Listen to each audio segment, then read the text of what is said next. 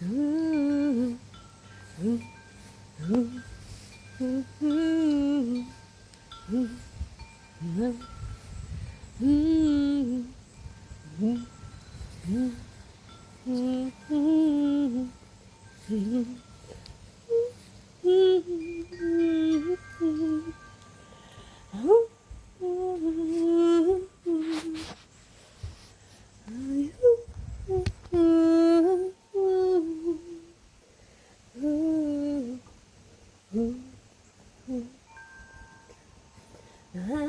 remember you. Do you remember me? I know you do. I remember you. Do you remember me?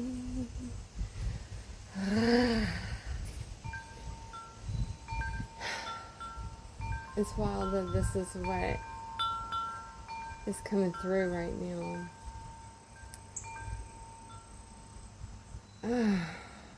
I feel so much right now in the shifting of timelines that I have just been through. A lot of you have heard me talk about jumping into the cosmic river, being a feather on the breath of God. And wow, my brother has told me that basically that I jumped out the matrix cold turkey, and that resonates deep because it's kind of what it feels like. That's what it feels like when you pray that prayer and you align so completely in your heart of hearts with what it is that you are here to do, to be, to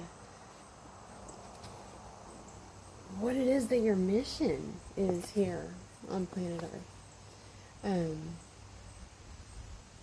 It's a soul essence thing. It's a piece of God. It's the goddess within. It's this showing up and knowing that we are one with Source Creator. And that there's so much more you get to embody here. You get to embody here. That's the pathway of awakening. And that's the cosmic river. That's the cosmic river. Awakening into that.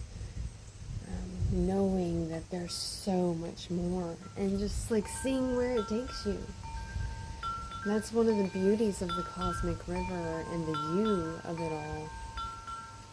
Because it's an infinite cosmic river, and so we just all get to be in it every day. We all get to be in it every day. And so, I know, get to the point and all of that. Why is she wearing the tank top like that? Why is the hair and the singing and just all these things? Why? What you been up to, Brooke Nicole? That's a lot of people's questions. Where did you go? I think she moved. I don't know what's going on. Where's she at nowadays? I want to tell you the story of how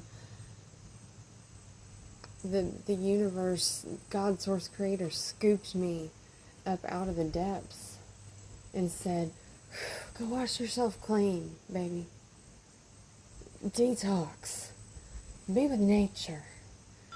To see yourself, know yourself, embody yourself in this way that is just so aligned. And so I did. I went into the literal river and washed myself clean. Over and over. Came into prayer and devotion in new ways. learn what it's like to, protect your skin, because there'll be lots of things out there. Love your vessel, take care of it, get to know your environment, know what is good for you out there, what is good to bring in, what is good to allow into your space. Out here in the hollers, I got to really hear my voice. It's in a whole new capacity. The rooms of resonance are, they're very big out here. They're very, very large. It's easy to speak to the stars. It's easy to sing with the trees and the crickets and the frogs, the moon lion.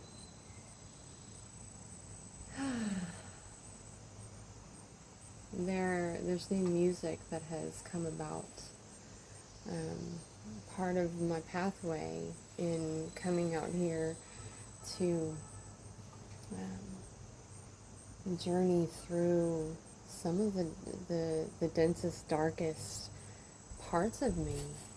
I've learned in new ways what it is to work behind the scenes and do it with an abundance of heart and aligned vision with community and people who are doing the thing.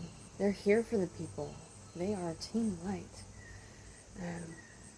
And witness myself in both the light and the shadow, just weaving and experiencing through my vessel, having this, like, how do we say, being consciously in tune with the emotions, really giving them witness, like giving them the space to gosh, you hear me going low, so you know it's like that darky depth kind of stuff that got to scoop out and have its voice and be heard.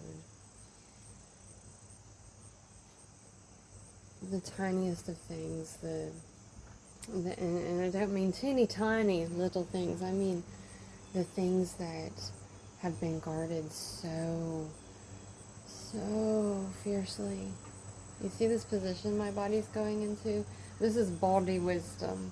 This is what it's called to have rewilded and know how to follow the energy in your own vessel to extract whatever it is through witness, through sounds, through command. There's so much to say, gosh. So I got to know myself more as a teacher. I got to know myself more as a multidimensional teacher. I got to come out here and be witness to, there's lots of things, and creepy crawlies and cryptids, and there's many other dimensions that perhaps I wasn't even aware of before, and now I am. And so becoming this multidimensional storyteller, because that's what we all really truly are. We tell the stories of our lives. We tell I hope you're telling the story of your life to people, but not in a looping way, in a I hope this helps kind of way, because that is also part of the mission here, is to be witness to one another, listen to your people, and then from your heart speak, allowing that true sacred divine channel to express. There's this image of a movie coming into my head right now,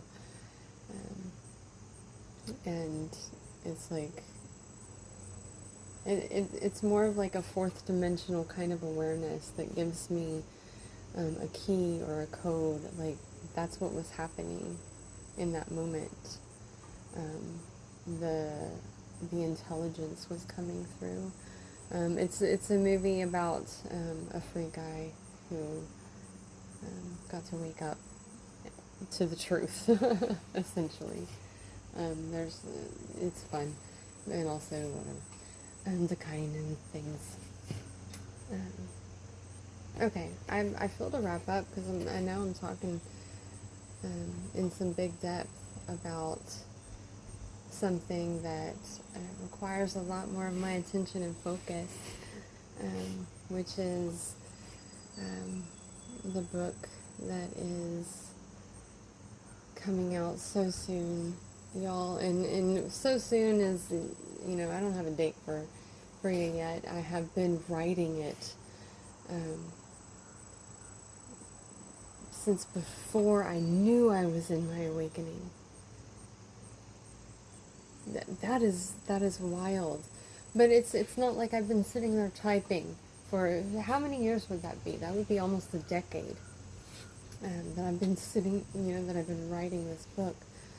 But as we create our own life, as we become the drivers of our own ship, as we write the script, I learned, y'all, that it really is important. It really doesn't matter.